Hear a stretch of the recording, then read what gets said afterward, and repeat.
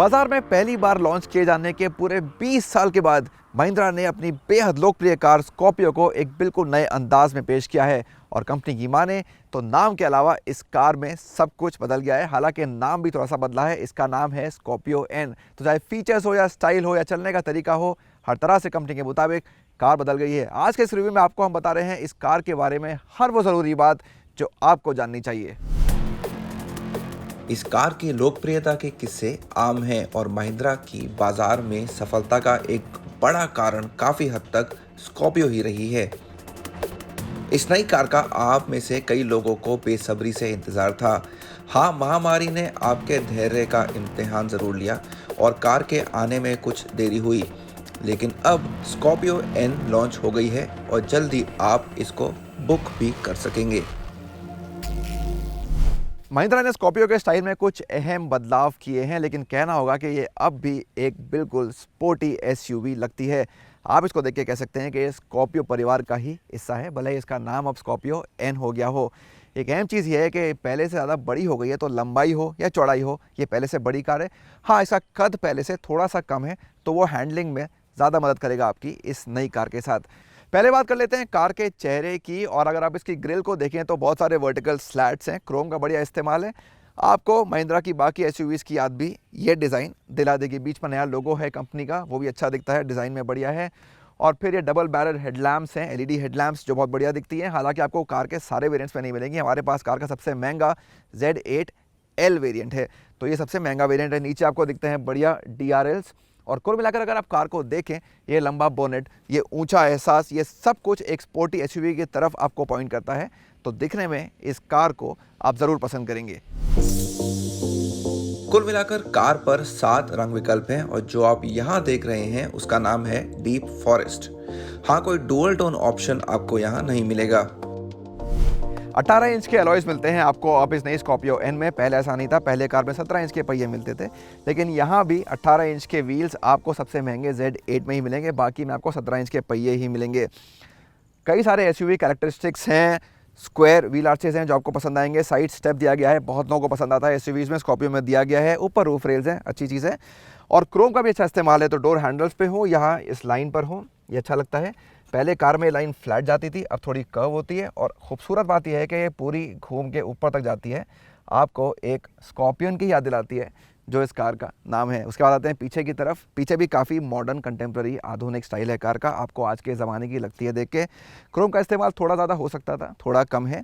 Tail lamps बढ़िया हैं, बहुत बड़ी हैं, शायद आपको कुछ और एसयूवीज़ की याद दिला सकती हैं। और अंत में स्कॉर्पियो की फेमस चीज़, इसका दरवाज़ा ऊपर नहीं खुलता है, पुल करिए साइड में खुलेगा इसका डोर।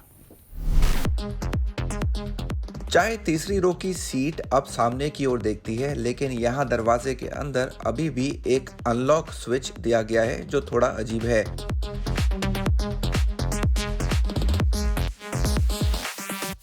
चलिए अब चलते हैं इस नई कार के कैबिन के अंदर, क्योंकि यहाँ बदलाव छोटे मोटे बिल्कुल भी नहीं है। अगर आप पिछली स्कॉर्पियो से कंपेयर करें तो यहाँ आपको बहुत बड़ा फर्क दिखेगा। एक ज़्यादा प्रीमियम एहसास मिलता है, ज़्यादा लग्जरी की फील आती है। आप अपना ज़्यादातर समय ही कैबिन के अंदर बिताने वाले हैं, तो ये कैबिन आपको अपने फीचर्स और टेक्निक से इम्प्रेस करने वाला है। फीचर्स की यहाँ कोई कमी नहीं है। 12 स्पीकर का सोनी का हाई एंड साउंड सिस्टम है। इलेक्ट्रिक सीट है ड्राइवर की, इसको आप 6 तरह से सेट कर सकते हैं, ये एक अच्छी चीज़ है। उसके बाद आती है 8 इंच की टच स्क्रीन, इसमें बहुत सारे फीचर्स हैं। क्लैरिटी है, रिस्पॉन्स अच्छा है। हालांकि जो रियर पार्किंग कैमरा है उसकी जो क्वालिटी है वो थोड़ी बेहतर हो सकती थी। एड्रेनॉक सिस्टम को आप पहले भी देख चुके हैं XUV 700 में, वो यहाँ पर भी दिया गया है। तो बहुत सारे फीचर आपके साथ मिल जाते हैं। वॉट 3 वर्ड्स के बारे में आप पहले सुन चुके होंगे। 3 शब्दों का यूज़ करके आप नेविगेशन कर सकते हैं, वो अच्छी चीज़ है। वॉइस कमांड्स का इस्तेमाल कर सकते हैं, बहुत सारे फंक्शंस को एक्सेस कर सकते हैं। कनेक्टिविटी के 70 से ज़्यादा फीचर्स दिए गए हैं नई महिंद्रा स्कॉर्पियो एन में। आप इस कार को रिमोटली स्टार्ट भी कर सकते हैं, तो वो एक अच्छा फीचर है। उसके अलावा इन सीट्स की बात करते हैं, अच्छा प्रीमियम अपहोल्स्ट्री है इनके ऊपर। ये जो कलर कॉम्बिनेशन है डार्क ब्राउन ब्लैक का, एक अच्छा स्पोर्टी फील देता है, कार के नाम से अच्छा मैच करता है। और फिर एक सनरूफ है, हालांकि पैनोरामिक तो नहीं है, लेकिन महिंद्रा कहती है कि सेगमेंट का सबसे चौड़ा सनरूफ है नई स्कॉर्पियो एन में। कैबिन में दिए गए थीम को कॉफी एंड ब्लैक नाम दिया गया है। साथ ही कंपनी के मुताबिक नई स्कॉर्पियो एन की सीट सेगमेंट में सबसे ऊंची है।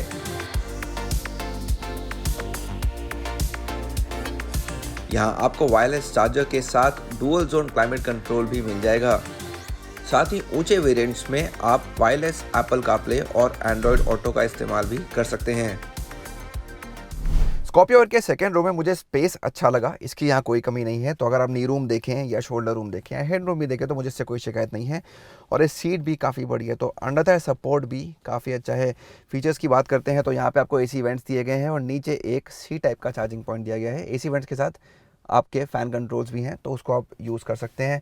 यहाँ मुझे इसका डिज़ाइन पसंद आया है, जो हैंडल है ग्रैब हैंडल डोर के ऊपर थोड़ा अलग है, थोड़ा यूनिक है। और आप देख सकते हैं मैं बैठा हूँ कैप्टन सीट्स पे, तो इसका ऑप्शन भी है। साथ में आप 3 सीटों वाली बेंच सीट भी इस कार के ऊपर चुन सकते हैं। हालांकि जो कैप्टन सीट्स हैं ये आपको सिर्फ इस सबसे महंगे Z8L में ही मिलेंगी। कार का व्हील बेस पहले से करीब 70 मिलीमीटर बढ़ गया है, जिसका सीधा मतलब है कि कैबिन में अब आपको जगह का बेहतर एहसास होता है। दूसरी रो में आप थोड़ा ऊपर उठकर बैठते हैं, यानी यहाँ से भी सड़क का एक बढ़िया नज़ारा मिलता है। तो स्कॉर्पियो एन में पहले की तरह तीसरी रो में साइड फेसिंग सीट्स नहीं है। तो तीसरी रो में जाने के लिए एक ही तरीका है कि सेकेंड रो की सीट को गिराइए, one touch tumble down feature से, और आसानी से थर्ड रो में पहुंच जाइए। तो बात कर लेते हैं कि स्कॉर्पियो एन की थर्ड रो कैसी है स्पेस के मामले में। तो मैंने यहाँ सेकेंड रो की सीट को वापस अपनी जगह पे ले लिया है और यहाँ देखिए मेरे घुटने और सीट के बीच में बिल्कुल जगह नहीं बची है। तो एक ख़ास तौर पे अगर आपका मेरे जितना कद है या लंबे सफ़र पे जा रहे हैं तो शायद इतना कंफर्टेबल आपको ना लगे। सीट भी कुछ खास चौड़ी नहीं है यहाँ पे, तो यार बच्चे ज़्यादा कंफर्टेबल फील करेंगे यहाँ बैठने में। एक और कमी ये है कि जो सेकंड रो के सीट है इसको आप स्लाइड नहीं कर सकते हैं आगे, जैसे फर्स्ट रो में कर सकते हैं, सेकंड रो में नहीं कर सकते हैं। अगर वो फीचर होता तो यहाँ स्पेस बनाने में ज़्यादा मदद मिलती। तीसरी रो में कोई एसी वेंट नहीं है, जो एक कमी लगी। कार में तीनों रोज का इस्तेमाल करके 125 लीटर का कम बूट स्पेस ही मिलेगा। हाँ, अगर आप तीसरी रो गिरा दें तो ये 476 लीटर हो जाएगा।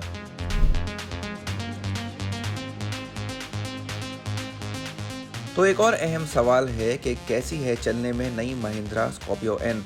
हमने एक तेज एक्सप्रेसवे से लेकर घुमावदार पहाड़ी सड़क तक हर जगह इसकी ड्राइव की।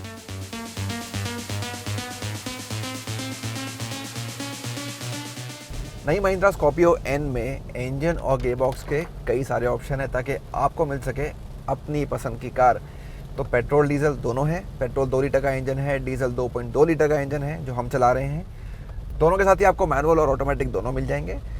6 स्पीड मैनुअल है और 6 स्पीड ऑटोमेटिक है जो हम चला रहे हैं, यानी हमारे पास है डीजल ऑटोमेटिक। और अच्छी बात यह है कि यहाँ पे आपको इस ऑटोमेटिक पे 400 Nm तक का पीक टॉर्क मिल जाता है, जो मैनुअल से भी ज़्यादा है। और ये करीब 1750 RPM से आपको मिलना शुरू हो जाता है। तो एक अच्छे टाइम पे आपको ये पीक टॉर्क का आंकड़ा मिल जाता है जो आपकी ज़रूरतों को ड्राइविंग के हिसाब से पूरा करता है।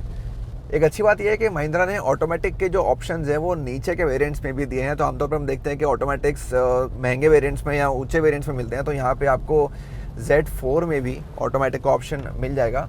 और एक और अच्छी बात मुझे ये लगी कि अगर आपको 4 व्हील ड्राइव चाहिए तो वो आपको मैनुअल और ऑटोमेटिक दोनों पे मिल जाएगा। तो ये भी देखा जाता है कि कभी बार मैनुअल पे 4 व्हील ड्राइव नहीं मिलता है, सिर्फ ऑटोमेटिक पे मिलता है। तो यहाँ पे आपके पास दोनों में से चुनने का ऑप्शन है। हाँ, ये सिर्फ डीजल के साथ है, पेट्रोल के साथ 4x4 नहीं है। ये 2.2 litre M-Hog diesel engine Mahindra की रेंज में एक जाना पहचाना नाम है। जहां ऊंचे वेरिएंट्स में ये कुल 172 bhp बनाता है, वहीं बेस वेरिएंट में ये आंकड़ा घटकर 130 bhp हो जाता है। वहीं टॉर्क भी 370 Nm से कम होकर 300 Nm रह जाता है। अगर आप पुरानी स्कॉर्पियो चलाने के आदी रहे हैं तो आपको नई स्कॉर्पियो एन में कई तरह के फ़र्क दिखेंगे और तकरीबन हर तरह से कार पहले से बेहतर ही हुई है। तो एक बड़ा फ़र्क है इसके रिफाइनमेंट में। पहले आपको शायद इंजन का शोर थोड़ा डिस्टर्ब करता था, एक शांत कैबिन नहीं मिलता था, तो उस पर कंपनी ने बहुत अच्छा काम किया है। तो आपको अब रिफाइनमेंट बहुत अच्छा मिलता है इंजन के साथ और कैबिन भी काफ़ी शांत है। तो मैं डीजल चला रहा हूँ लेकिन इंजन का जो शोर है वो यहाँ अंदर बहुत कम आ पा रहा है। तो वो आपको और आपकी फैमिली को दोनों को पसंद आने वाला है। स्टीयरिंग भी पहले से काफ़ी हल्की हो गई है, जिसका सीधा मतलब है कि ख़ास तौर पर शहरी भीड़ भाड़ में आप कार को ज़्यादा आसानी से चला पाएंगे। हाँ, ये मुमकिन है कि आप में से कुछ स्कॉर्पियो के चाहने वालों को ये कुछ ज़्यादा ही हल्की लगे। इसके बाद एक और चीज़ जो आपको काफ़ी पसंद आएगी मेरे हिसाब से, वो है इसकी राइड क्वालिटी, यानी कितना आराम मिलता है आपको जब एक कार चल रही होती है। तो आज हमने इसकी टेस्टिंग करी है। यहाँ काफ़ी बारिश हो रही है, काफ़ी ख़राब सड़कें भी हैं। महिंद्रा का कहना है कि उसने सस्पेंशन पे काफ़ी काम किया है, नई टेक्नोलॉजीज़ कार में लेकर आई है ताकि आपको ज़्यादा आरामदेह सवारी मिल सके। और ऐसा ही कुछ हमें महसूस भी हुआ इस ड्राइव के ऊपर, क्योंकि जैसा मैंने कहा हमने कार अच्छी सड़कों पे तो चलाई, हाईवे पे चलाई, लेकिन साथ साथ बहुत ही ख़राब या टूटी हुई सड़कों पे भी गाड़ी चलाई। तो हमें वहाँ एहसास हुआ कि आप इस गाड़ी में जब बैठेंगे या लंबे समय तक बैठेंगे तो आपको इसकी राइड क्वालिटी से कुछ खास शिकायत नहीं होगी। मेरे हिसाब से तो ये कार की अगर 2-3 हाइलाइट्स अगर आप देखें तो सबसे उनमें से एक बड़ी चीज़ इसकी राइड क्वालिटी है।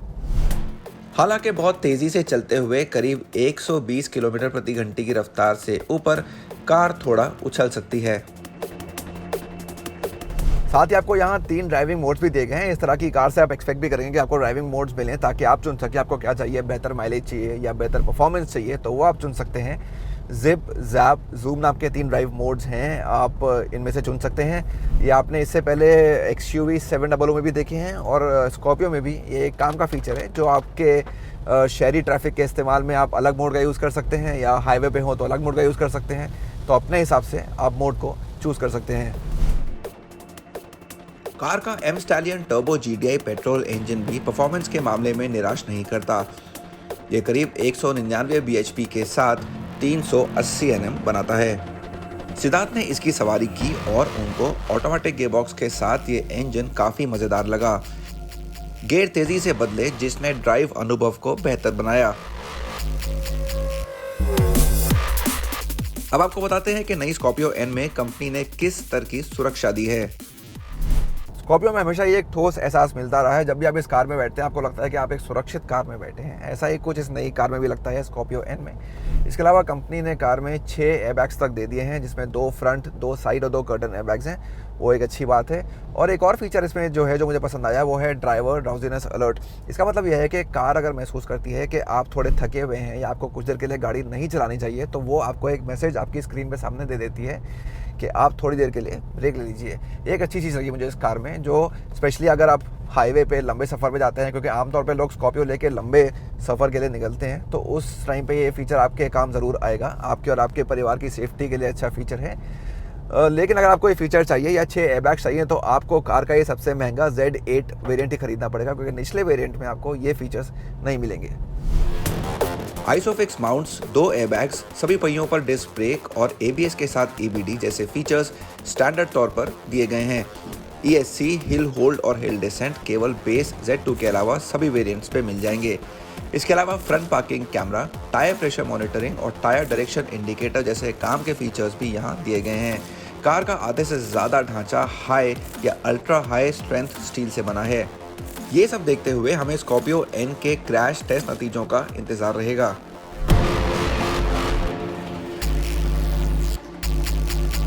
हमारी इस ड्राइव में एक अहम कड़ी अभी बाकी थी, क्योंकि आप में से कई लोग स्कॉर्पियो N में ऑफ रोडिंग का शौक भी पूरा करना चाहेंगे।